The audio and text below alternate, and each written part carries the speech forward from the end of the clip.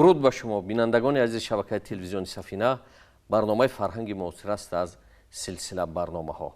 ما در ایده از سلسله برنامه‌های فرهنگ معاصر تبلیغ جهانبینی علمی و دستاوردهای علمی را در سمت‌های گوناگون برای بینندگان ارائه می‌نماییم. و واقعا جهانی که امروز من و شما زندگی میکنیم جهانی است که بنیادش یا اساسی آن را در تمام سمت‌ها علم و دستاوردهای علمی و فناوری تشکیل میدهند. امروز هیچ یک کشور نیست که اقتصادی آن بنیادش بر پایه اساسهای علمی بوده باشد.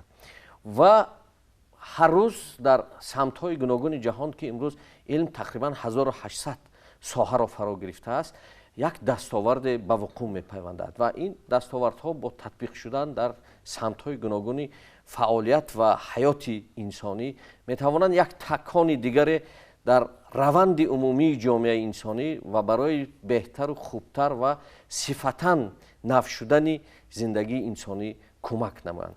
و همه ساله در ساحات گوناگون علم پیشنهاد می‌شوند برای جایزه‌های سطح‌های گوناگون شروع کرده از جایزه‌هایی که در داخل یک کشور می‌شوند تا جایزه‌های منطقوی و جایزه‌های جهانی. و سالی که سپری شده ایستاده است، یعنی در سال 2021 نیز جایزه‌های نوبلی که یکی از جایزه‌های بین‌المللی هم هستند در سمت‌های گوناگون سپریده شدند و موفق‌ترین عالمان در این سمت برگزیده شده به آنها جایزه ها پیشنهاد گردیدند. و در سمت علوم فیزیکی هم چنین بود. از این لحاظ ما عنوانی برنامه امروزه را گذاشتیم جایزه نوبلی در سمت فیزیکا برای سال 2021. برای پهلوهای گوناگون این مسئله را مورد بررسی قرار دادن ما با استودیو رضا بهرامزاده خادم پیشبر انستیتوت فیزیکا و تکنیک به نام سلطان عمرف اکادمی ملی علم‌های جمهوری تاجیکستان را دعوت آراستیم و من ایشون را خیر مقدم میگویم که همیشه با ما همکار هستند. خب ما از اونجا شروع میکنیم که واقعا باید بیننده ما سراول درباره خود جایزه نوبل یک معلوماتی دقیق داشته باشد که این چگونه جایزه هست و چگونه پیدا شده است و بعداً بیایم سر موضوعی که امسال در سمت فیزیکا کیها موفق بودند. بله، جایزه نوبلی یکی از بانفوذترین معروفترین جایزه ها در دنیا می باشد، خصوصا در ساحه علم و در 5 بخش سپریده می شود. این بخش فیزیک، بخش کیمیا، بخش فیزیولوژی و طب و بخش ادبیات و بخش صلح.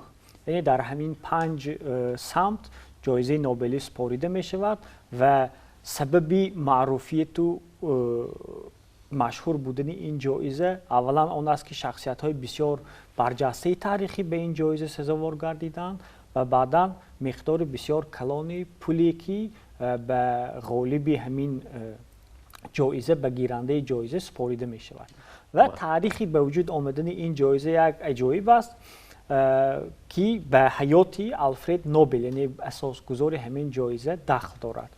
آلفرد نوبل این یک اختراعکار بود، عالمی در ساحه کیمیا و وی صاحب کارخانه ها و زوادهای خیلی زیادی بود که ماده های کیمیایی ترکنده استحصال میکردند و درآمد و منفعت مالیوی که خودی نوبل به دست میورد هم از این کارخانه ها بود و هم از روی پتنت کشفیات هایش. و یکی از کشفیات های بسیار شناخته و مشهور نوبل این دینامیت است، یعنی یک مواد ترکنده که هم در ساختن اسباب‌های جنگی استفاده برده می شود و هم در کارهای کوهکاری و راهگشایی و دیگر عموما برای به وجود آوردن ترکیش. و روز به دست همین آلفرد نوبل یک گزیته می رسد که همان زمان برادرش از دنیا گذشته بود. روزنامه‌نگاران سهواً به جای برادرش نام این را می نویسند و فکر میکنند که خود آلفرد از دنیا گذشته است و می نویسند که فروشنده مرگ از دنیا گذشت. یعنی همون شخصی که آلت‌های ترکنده سلاح می‌فروخت از دنیا گذشت و همین خبر را شنیده نوبل آلفرد نوبل به فکر فرو می‌رود که این من هنوز زنده‌ام، مردم این خیلی نسبت من اندیشه منفی دارند، اگر من از دنیا گذرم چه حادثه رخ میداده باشد. بعدا قرار قبول میکند که تمام بایگری که به دست آورده است برای همین ترغیب علم، برای هوسمند گرداندن عالمان صرف کند و پیش از مرگ وصیت‌نامه می نویسد که تمام همان دارایی‌اش را به یک فوند الهی گذرانیده شود و آن فوند به همین 5 ساحه‌ای که ما در بالا نامبر کردیم باید هر سال برای بهترین ها، برای شخصانی که در همون سال گذشته دستاوردهای مهمترین به دست آوردند که حیات انسان ها را دگرگون میکند، تفکر علمی را دگرگون میکند، اندیشه های اجتماعی را دگرگون میکند، سپاریده شود و در ساحه صلح و ادبیات به شخصانی سپاریده شود که برای بهتر شدن وضع زندگی انسان ها، برای بلندتر شدن حقوق مردم کوشش کردند و همچنین توسط ایجادیاتشان در زندگی آدمان تحول به وجود آورده. یعنی اینجا صرفاً یکی از معیارهای اساسی اون است که همون اختراع کردگی یا کشفیات علمی یا علم باید به منافع انسانی و برای سعادت و خوشبختی انسان ها خدمت کند. البته این چیز را نوبل در همون وصیت‌نامه خودش برعلا نوشته است و تا امروز همون کمیته نوبلی هم کوشش میکند که همون معیارها را به نظر گیرد.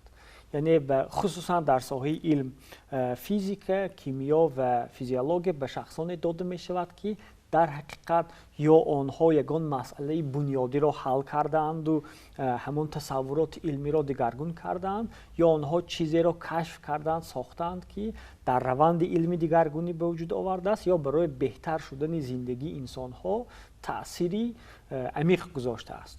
و اولین جایزه سال 1901 سپاریده می شود. در ساحه فیزیک این جایزه را رنتگن به دست می آورد، عالمی آلمانی، و ببینید که در حقیقت همان کشفیات نورهای رنگینی چگونه به حیات انسان ها تأثیری عمیق گذاشت. یعنی امروز ما پیشرفت علمی طب رو، زندگی انسان ها رو به نور رنگینی تصور کرده نمی توانیم و در ساحه های گوناگون علم و تکنیک هم امروز نورهای رنگینی وسیع استفاده برده می شود.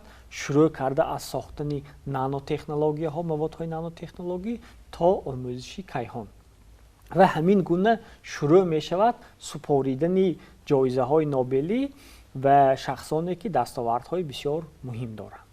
بله و تشکر زیاد. خوب اینجا ببینید تا به امروز در سمت علوم فیزیکی ما میتوانیم گفتن که چند نفر مثلا در مجموع صاحب همین گونه یک جایزه شدند؟ بله، روی خطی جایزه داران مکافات نوبلی هست و حدودی از 120-130 تا زیادتر است تنها در سمت فیزیک.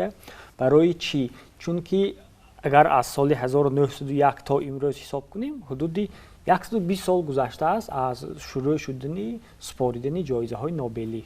در بعضی سالها یک نفر صاحب جایزه نوبلی میگردد، در بعضی سالها تا 3 نفر. یعنی موافق نظامنامه سپاریدن جایزه نوبلی جایزه را میتوان یا بین 2 نفر تقسیم کرد، یعنی 0.5 حصگی، یا اینکه بین 3 نفر 3.1 حصگی، یا اینکه جایزه را به 2 نفر تقسیم میکنند، به 2 تحقیقات تقسیم میکنند و یکیش به 1 نفر، تحقیقات دیگرش به 2 نفر. یعنی از 3 نفر زیاد گرفتن این جایزه ممکن نیست و حتی حالت‌های بودند که 1 نفر 2 بار هم صاحب جایزه گردیده است. مثلا ماری کیوری که بسیار عالمی مشهور و شناخته است، هم در ساحه فیزیک جایزه نوبلی به دست آورده است، هم در ساحه کیمیا. و اگر همین را به نظر گیریم از 100 نفر زیاد می شود. من حاضر رقم انیق را گفته نمی توانم، ولی همین در دوام 120 سال قریب که هر سال این جایزه سپاریده شده است، به جز چند سالی که با بعضی سبب ها این جایزه را به کسی نسپاریدند. بله، خب ارزش این جایزه چقدر است؟ چند ارزش این جایزه به 10 میلیون کرون شویدی برابر است که به اسعار دیگر هر سال وابسته به تورم گوناگون می شود و برای سال امسال، سال 2021، برای یک جایزه حدودی $980,000 آمریکایی است. یعنی تقریبا $1,000,000. چند سال پیش از حساب تورم از 1,000,000 زیادتر بود و همین حدودی پول به همان صاحبان جایزه سپاریده می شود. خب اکنون برگردیم که امسال در سال 2021 در سمت علوم فیزیکی کیها غالب بودند و اون کشفیات یا دستاوردی که از جانب این عالمان پیشنهاد گردید داره چی خصوصیتن؟ اینها در تطبیق یا در مجموع میتونن چی پیامد برای زندگی بشر داشته باشند؟ هر سال وقتی که همون مراسمی اعلان گردیدن غالبان جایزه نوبلی نزدیک می شود، سر و صداها پیشگویی ها زیاد می شوند که امسال کی می گرفته باشد و همچنین باید گویم که پیش از اعلان شدن جایزه داران حدود 2000-3000 نفر شخص را پیشبری میکنند برای گرفتن این جایزه و در عموم حدود 15 نفر را همان گروه کاری معین میکند که از بین آنها به یگان تحقیقات یا اینکه به 2 تحقیقات سپاریده می شود همین جایزه. یعنی این سرول از جانب کشورها عالمان یا یعنی نهادهای علمی پیشنهاد میکنن نامزدای خود و اینها مثلا در سطح منطقوی بررسی میشن، پس آن در سطح بین‌المللی یا کی چه خیلی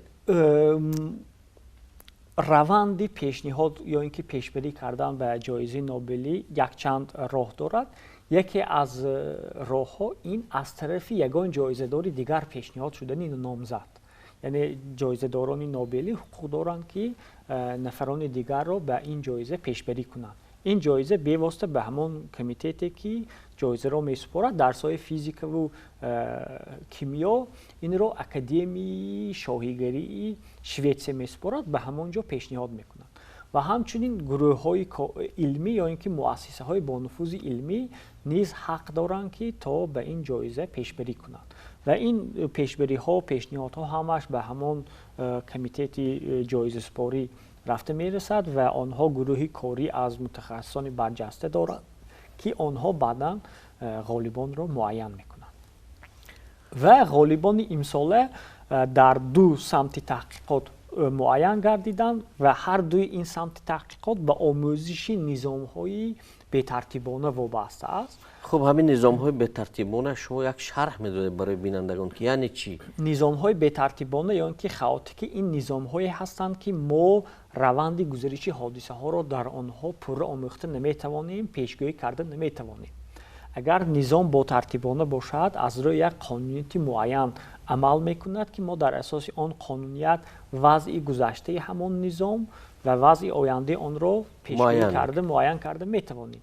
ولی نظام های به ترتیبانه آن نظام هایی هستند که آنها را پیشگویی کردن بسیار دشوار است، زیرا به آنها چیزهای بسیار خردی همچنان تاثیر میرسانند که همان موازنت نظام برهم میخورد و آنها دائما در یک تغییریابی و تمایل هستند قرار دارند. خب این نظام ها که اصلا در کدام نوع حوادث هستند یا در جرم های آسمانی هستند یا در کدام اجزای طبیعی میتوان چنین نظام های پی برد وجودشونه؟ چنین نظام ها شروع میشوند از همان سطح ذره های بنیادی تا سطح گالاکتیک و کائنات، یعنی در تمام زینه های هستی ما همین به ترتیبی یا اینکه خاص رو مشاهده کرده. یعنی اینها هم در میکرومیر، هم در ماکرومیر و هم در مگا عالم قابل مشاهده هستند. و من وقتی که حاضر نامی همون ساحه‌ای که در آنها همین جایزه را به دست آوردم میگویم خودش الکی فهما میشود. و امسال جایزه را به 2 تحقیقات تقسیم کردم. یک قسم جایزه نصف آن به تحقیقات وابسته به آموزش و مدلسازی فیزیکی اقلیم زمین و تحلیل مقداری تغییریابی و پیشگویی استواری گرمشوی جهانی سپاریده شد که این جایزه به 2 نفر عالم کلاوس هاسلمن از آلمان و سیوکورو منابع از ژاپن سپاریده شد. یعنی نصف همین جایزه به تحقیقاتی که به پیشگویی همون گرمشوی عمومی جهانی روانه کرده شده بود سپاریده شد. این 2 نفر عالم یک چیزی جالب است که آنها هرچند در ژاپن و آلمان به دنیا آمدند در یک سال به دنیا آمدن. در سال 1931 یعنی این سال آنها 90 ساله میشوند و همچنین آنها در یک سال در سن 27 سالگیشون عنوان دکتری رو به دست آوردند. یعنی یک تصادف بسیار جالب است. و هاسلمان در آلمان فعالیت برد، تحقیقات انجام داد و تا هنوز هم در آنجا فعالیت دارد و یکی از اساسگزاران پژوهشگاه متئورولوژی به نام مکس پلانک آلمان است که سالهای زیاد دیرکتور آن هم بود و امروز همچون پروفسور فعالیت دارد و منابع باشد. در ژاپن در دانشگاه توکیو تحصیل کرد، عنوان دکتری گرفت و بعدا به آمریکا سفر کرده، مهاجرت کرده، در آنجا به تحقیقات علمیش ادامه داد و منابع بار اول مدلی یا اینکه تمثیلی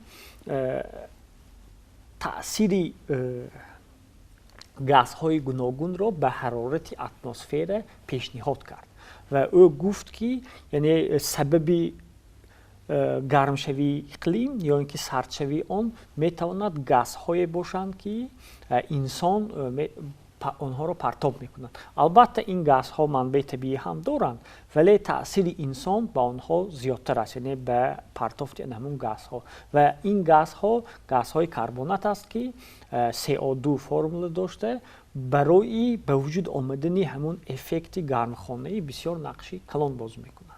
و هاسلمان باشد تقریبا بعد از 10 سالی همین پیشنهاد مدلی منابع وابستگی بین اقلیم منطقه و وضع باد و هوا رو ساخت، یعنی همون یک نظریه ساخت که همون وابستگی وضع باد و هوا رو به اقلیم نشان میدهد. اگر ما به وضع باد و هوا نگریم و هر ثانیه و هر ساعت تغییر یافته میشه، در حال تغییر است، ولی یعنی وضعیت بسیار کوتاه مدتی باد و هوا در یک منطقه معین. اقلیم باشد این یک روند دور و دراز است، یعنی در عموم ما نگاه میکنیم و وی هاسلمان توسط نظریه‌اش نشان داد که چگونه همین حادثه های کوتاه مدتی وضع باد و هوا تغییریابی آنها به اقلیم تاثیر میرساند و اقلیم هم در نوبت خودش به همین وضع باد و هوا و آنها در اساس همون آموزش معین کردند که اگر مقدار گاز کربنات زیاد شود، اگر 2 مراتب زیاد شود، حرارت میانه کره زمین به 2 درجه سلسیوس زیاد می شود و آنها همچنین اثبات کردند که تغییریابی دیگر گازها به گرمشوی حرارت اتمسفر تاثیر زیاد نمی رسانند.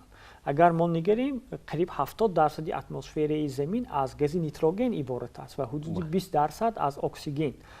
ولی عجیب است که همون تغییریابی مقدار آنها در ترکیب اتمسفر به تغییریابی حرارت آورده نمی رساند. ولی گاز کربنات که همگی 0 از 1000 چند درصد را تشکیل می دهد به حرارت زمین تاثیر می رساند. خب همین نتیجه که اینها پیشنهاد کردن، خب تا چه اندازه میتوند برای آینده انسانیت و برای عموما تحت نظر داشتن روندهای اقلیمی برای بشر خدمت گذار باشد؟ البته همین چیز بسیار مهم است، یعنی تأثیر تحقیقات آنها به حیات من بعدی انسان ها. برای چه جایزه نوبلی سپاریده شد؟ یعنی برای فکر کردن انسان ها، برای وادار کردن با اون که فکر کنند که همین تحقیقات مهم است. هرچند که این تحقیقات سالهای 60 70 انجام شده بودند و تا امروز هم ادامه دارند، ولی این اشاره به چی میکند؟ اشاره به آن میکند که انسان و طبیعت تأثیر زیاد گذاشته ایستاده است و اگر ما همین چیز را نظارت نکنیم و اگر ما پیش روی همین تأثیر منفی را نگیریم، آینده زمین برای انسان یک مشکلی ها پیش می آورد، برای زندگی انسان دشواری ها به وجود می آیند و مقصد اساسی تحقیقات اینها چیست؟ نشان دادن آن که انسان چگونه به حیات تأثیر رسانید و همین حرارتی که در سال 2020 به قید گرفته شد و همون کنسنتراسیون گاز کربنات نشان داد که در 800,000 سال اخیر از همه کنسنتراتسی زیادترین در سال گذشته به قید گرفته شد. این یک هشداری است برای انسان که همان پرتوها رو کمتر کند، زیرا منبع گاز کربن در طبیعت دو نوع می شود: منبع‌های طبیعی و منبع‌های تکنوژن، یعنی وابسته به انسان. منبع‌های طبیعی این روندهای طبیعی بیولوژی، مثلا پوسیدن یگان برگ درختان، رستنی‌ها، حیوانات، یا اینکه وقتی که انسان نفس میکشد و نفس بیرون میکند گاز کربن خارج میکند، یا اینکه ولکان‌ها وقتی که ولکان‌ها خروج میکنند آنها گاز کربن رو به اتمسفر میپرتایند. ولی مقدار زیادی گاز کربن از طرف کارخانه‌ها، از طرف زوادها، از طرف نمون کارگاه‌هایی که از منبع‌های گوناگونی سوخت استفاده میکنند، از انگشت، از گاز، از نفت و همه این سوختن‌ها گاز کربن میپرتاید به اتمسفر و همین گاز کربن به قبض‌های بالای اتمسفر برآمده وقتی که نور آفتاب به زمین می آید یک مقداری آن انعکاس می گردد، یک مقداری آن فرو برده می شود و چی مقداری که همین گاز کربن در ترکیب اتمسفر زیاد باشد، انرژی که فرو برده می شود زیادتر است و این آورده می رساند به بلند شدن حرارت زمین.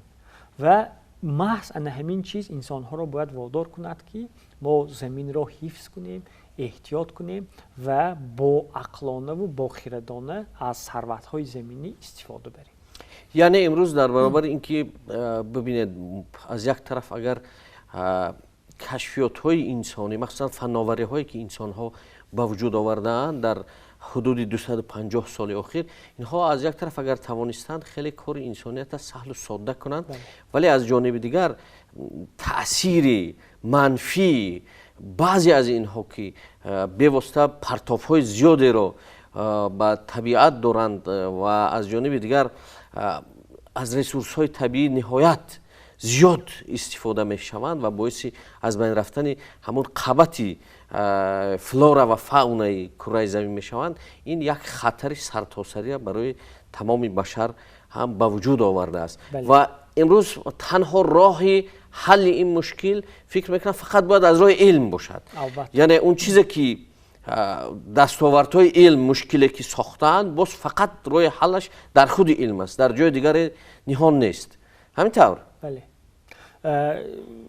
علم و قرار و قبول هایی که در سطح دولت ها، در سطح تشکیلات های بین المللی صورت میگیرد. یعنی وقتی که هر نفر علم میگوید، علم این برای ما یک نظام ساخته میدهد، راهی حل نشان میدهد، ولی عملی کردن آن، ولی براه ماندن آن، در عملی تطبیق نمودن آن به دوش راهبران کشور هاست، به دوش همان تشکیلات های بین المللی که در سطح جهانی فعالیت میکنند و به دوش اینکه مسئولیت هر یک شخصی که در همان استحصالات فعالیت میکند، صاحب کارخانه و زواد است، مسئولیتی هر یک انسانی روی زمین هم هست. بله و تشکر زیاد. اون جایزه که در بابت نظام های به ترتیب بود درباره اون شرح میدادید که خوب این چی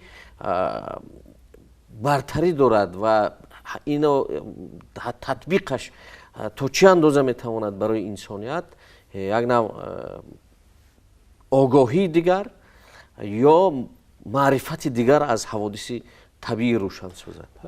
بله، قسم دیگری جایزه به عالم ایتالیایی جورجو پریزی سپارده شد برای تحقیقاتش در سمت کشف طرز تأثیر متقابله بی‌ترتیبی و تمایل یا اینکه فلوکتواسیه در نظام‌های فیزیکی مصدبشان گوناگون، شروع کرده از اندازه اتم تا سیاره ها.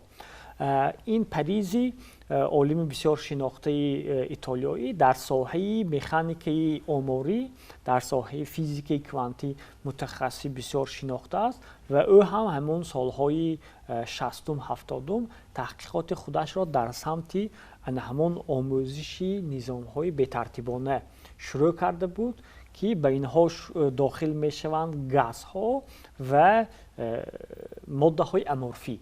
یعنی اگر ما به جسم‌های سخت نگریم، آنها از روی یک نظام جایگیر شدگی هستند، یعنی اتم‌های آنها در پنجره‌های کریستالی قرار دارند. ولی باز جسم‌های دیگری هستند که امورفی نام دارند، از جمله شیشه که در آنها پنجره کریستالی ترتیبی معین ندارد و طرز جایگیرشوی اتم ها گوناگون است و آنها عالمان فکر میکردند که این گونه ماده ها رو شرح دادن غیر امکان است، یعنی روند گزارش حادثه ها در هر یک قسمی همون ماده ها گوناگون است.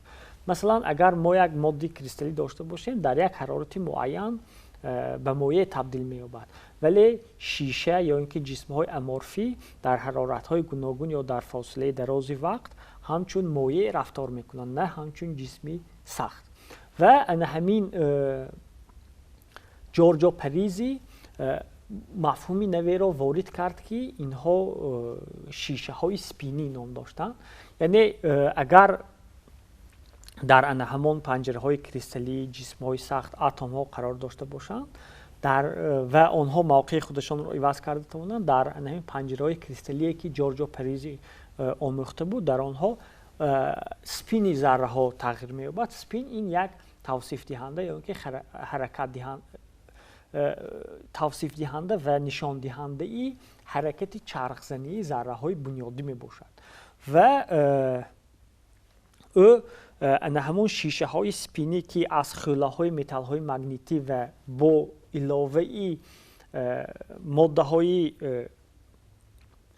غیر مگنیتی ساخته شده بود، در آنها انمی تحقیقاتش را انجام داده یک مفهومی نو شیشه ایت را پیشنهاد کرد و وی نشان داد که در کدام حالت ها سپین ذره ها به کدام سمت نگاه میکند. یعنی در نظام های مرکب که دلخواه اتم یا اینکه مولکوله و عموما جسم های بزرگ نظام های مرکب به حساب می روند، طرز جایگیرشوی ذره ها چنان است که یک ذره با ذره دیگر تاثیر متقابله می کند و با ذره سوم هم. سوال اینجا پیدا می شود که سمت چرخش همان ذره سوم به این طرف روانه می شود یا به آن طرف. اگر به زندگی هر روزه گیریم، یک نفر می خواهد که با دو نفر دوست شود، ولی آن دو نفر بین همدیگر یک بدبینی دارند، یک دشمنی دارند. یعنی اینجا باید همین شخص قرار قبول کند که با کی زیادتر دوستی داشته باشد و همین عالم ایتالیایی در نظام های مرکب همان را نشان داد که در کدام حالت ها ذره ها به کدام طرف سمت می گیرند و این نظریه و این قانونیتی که وی کشف کرده است نه تنها در سطح همون شیشه ها، حتی در سطح اتم و در سطح کیهان بزرگ هم مشاهده کرده می شود که برای آموزش و فهمش عالم یاری زیاده می رساند. بله و تشکر زیاد. فکر میکنم که اون چیزی که شما توصیف دادید برای بینندگان خیلی روشن شد، هم در بابت جایزه نوبل و هم در بابت این دو جایزه داره که این سال در سمت علوم فیزیکی یک تحقیقات های بزرگی انجام دادند، هرچند خیلی بر وقت بوده است، ولی اینها که برای زندگی بشر و در مجموع برای آینده یک خشت، یک پایگاه هم هستند برای من بعد تحلیل کردن روندها و همچنین نظارت کردن هم اون نظام های در اختیار گرفتن و هم روند باز هم دیگر شوی اقلیم برای بشر باز روشن‌تر بوده باشد. و من بار دیگر به شما سپاس میکنم برای یک گزارش بسیار خوب و دقیق علمی و امیدوار هستم که ما حتما در سمت مسائل علوم طبیعی و ریاضی در برنامه‌های بعدی حتما صحبت خواهیم کرد. و بار دیگر از نام بینندگان به شما بسیار سپاس. بیننده عزیز، و واقعا علم مهمترین شیوه زندگی انسان است، اون چیزی که از خرد انسان میشورد و زندگی انسان زندگی خرد بنیاد است. اگر خرد انسان که نباشد دیگر ماهیت خود انسان هم از بین می رود.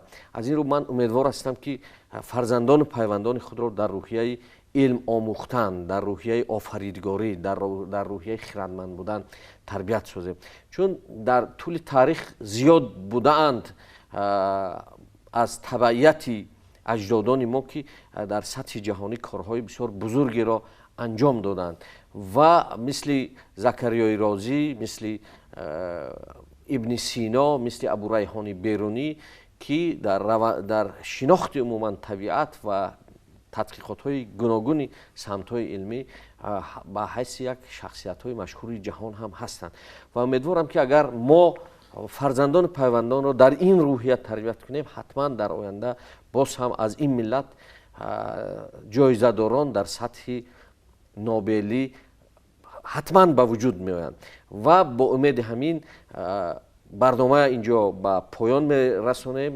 боқии рӯзу рӯзгори шумо хушу хушоянд. хират ёру мададгори шумо.